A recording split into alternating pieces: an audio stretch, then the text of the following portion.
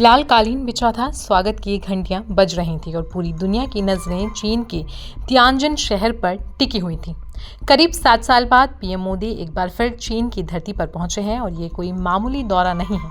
ये दौरा शंघाई सहयोग संगठन यानी कि एससीओ के शिखर सम्मेलन में हिस्सा लेने के लिए हो रहा है, लेकिन इसके मायने इससे कहीं ज्यादा हैं। आपको बता दें कि पीएम मोदी और राष्ट्रपति पुतिन चीन पहुंच चुके हैं। ऐसे में अब पूरी दुनिया की निगाहें फिलहाल इन नेताओं की मुलाकात पर टिकी हैं। जैसे ही पीएम मोदी तियानजिन के होटल में पहुंचे, वहां मौजूद भारतीय लोगों ने जोरदार उनका स्वागत किया। भारत माता की जय और वंदे मातरम के नारों से माहौल गूंज उठा।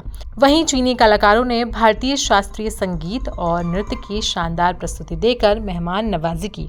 पीएम मोदी इस दौरान सिर्फ एससीओ समिट में ही नहीं बल्कि चीन के राष्ट्रपति शी जिनपिंग और रूस के राष्ट्रपति व्लादिमीर पुतिन से भी अलग अलग बैठक करने वाले हैं। पुतिन से मुलाकात के दौरान उनके दिसंबर में प्रस्तावित भारत दौरे पर भी चर्चा हो सकती है। मालूम हो कि ये दौरा ऐसे वक्त पर हो रहा है जब अमेरिका की टैरिफ नीति को लेकर दुनिया भर में हलचल तेज है।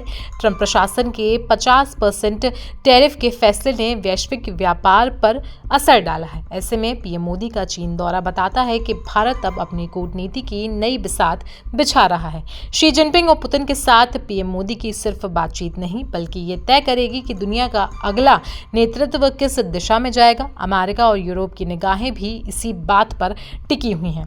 इस दौरे में भारत सिर्फ भागीदार नहीं बल्कि ग्लोबल गेम का एक अहम खिलाड़ी बनकर सामने आ रहा है। मालूम हो कि यूक्रेन युद्ध ने दुनिया को 2 हिस्सों में बांट दिया है। रूस से पश्चिमी देश दूरी बना चुके हैं और अमेरिका पहले से ही रूस से रिश्ते खराब कर चुका है। ऐसे में भारत, चीन और रूस मिलकर अगर कोई मजबूत संदेश दें तो इसका असर अमेरिका और यूरोप दोनों पर पड़ने वाला है।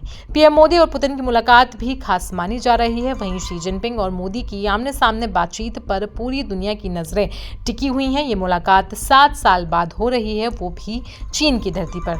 अब ऐसे में बड़ा सवाल उठता है कि क्या भारत, चीन और रूस मिलकर एशिया को नया नेतृत्व देंगे? क्या इससे अमेरिका के साथ भारत के रिश्तों में कोई नया बदलाव आएगा? और क्या सीमा विवाद जैसे मुद्दों जैसे कि लद्दाख, डोकलाम और नाचल पर कुछ हल निकलने वाला है, या फिर मोदी वही नीति अपनाएंगे जो वो हमेशा से कहते आए हैं, ना किसी के खिलाफ, ना किसी के साथ बल्कि सबके साथ। आज की ग्लोबल राजनीति का असली खेल एशिया में हो रहा है। वॉशिंगटन और मॉस्को की बजाय अब नजरें बीजिंग और नई दिल्ली और ताशकंद पर टिकी हुई हैं। तियानजिन में पीएम मोदी की मौजूदगी इस बात का संकेत है कि भारत अब सिर्फ दर्शक नहीं बल्कि फैसला लेने वाला देश बन चुका है।